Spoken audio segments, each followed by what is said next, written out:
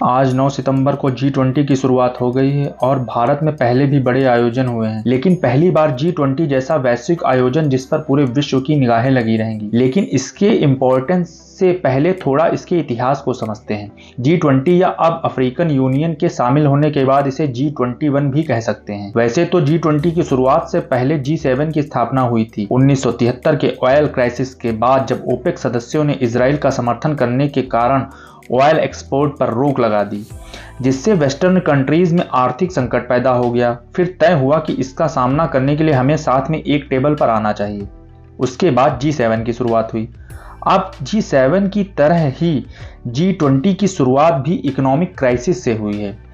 1997 में एशिया में आई मंदी ने विश्व को चिंता में डाल दिया और जिसके बाद 1999 में G7 देशों ने महसूस किया कि इस ग्लोबलाइजेशन के दौर में जहां हर देश किसी न किसी चीज के लिए एक दूसरे पर निर्भर है, तो उन विकासशील देशों को भी इनमें शामिल किया जाए।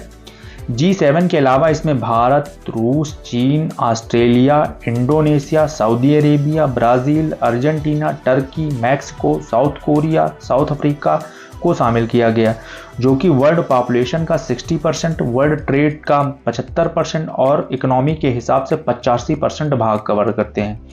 शुरुआत में G20 में सिर्फ फाइनेंस मिनिस्टर ही शरीक होते थे, पर साल 2008 की वैश्विक मंदी के कारण G20 के राष्ट्राध्यक्षों ने स्वयं इसमें शामिल होने का निर्णय लिया और इसके बाद रोटेशन के आधार पर सभी देशों को इसकी अध्यक्षता मिलने लगी और वर्तमान में भारत को इसकी अध्यक्षता मिली, जो कि भारत के लिए एक अवसर की तरह है। प्रमुख वैश्विक मुद्दों पर आम सहमत बनाने, विकासशील देशों का एजेंडा तय करने, जलवायु परिवर्तन, सस्टेनेबल गोल डेवलपमेंट पर चर्चा करना आदि शामिल रहेगा।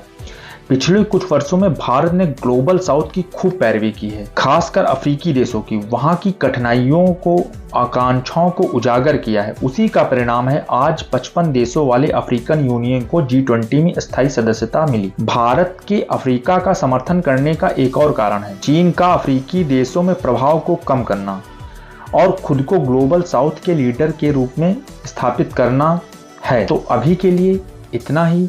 G20 की अपडेट्स के लिए फिर मिलेंगे, तब तक के लिए धन्यवाद।